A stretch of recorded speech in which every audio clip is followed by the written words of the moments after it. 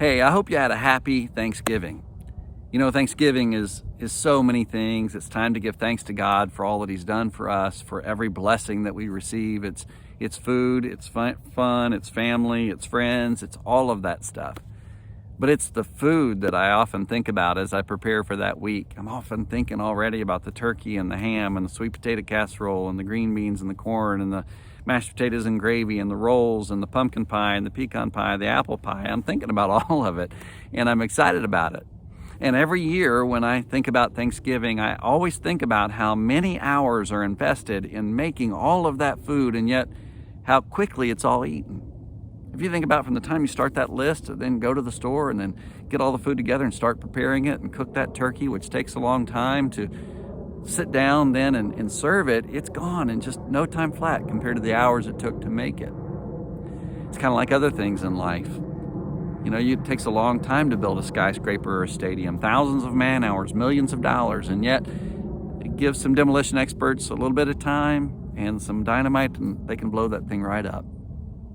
Same is true with a big tree. To think of a big oak or a big redwood tree, and you think of how long it takes, decades, maybe hundreds of years to grow, and yet give some lumberjacks, some chainsaws, a little bit of time, they can cut that right down. You know, trust is just like that. Trust is like that turkey, you know, long time to cook, but it can be eaten up in no time flat. It's like that building. Long time to build that trust, but you can blow it up in a minute. It's like that tree. Long time to grow, but you can cut it down with a stupid decision. And when you do that, sometimes people will never forgive you and they'll never trust you again. What you learn, though, are the ones who really do love you are the ones that will. They'll give you a second chance. And when you receive that second chance, you need to receive it like a gift, like it's gold, and you need to protect it. And you want to reestablish that trust by planting new trust and building that relationship again, and never ever being distrustful in any way ever again. I think about Jesus and Peter.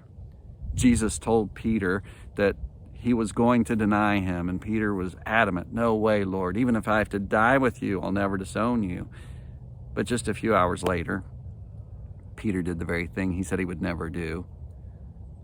And then he went outside and wept bitterly. And if you've ever wept like that, knowing how badly you've hurt someone and disappointed them and broken their trust, then you know what that feels like. I know I do. But what's really cool is that Jesus gave Peter a second chance. After Jesus was resurrected, Peter was out fishing again like he was before, and Jesus shows up on a beach.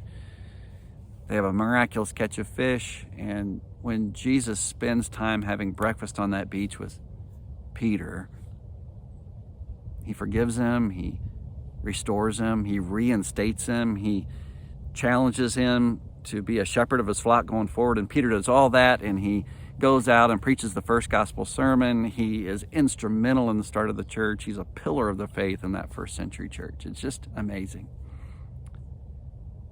So here's your application today from this thought. Number one, I encourage you to show this message to teenagers and remind them of the importance of trust and how important it is to be trustworthy.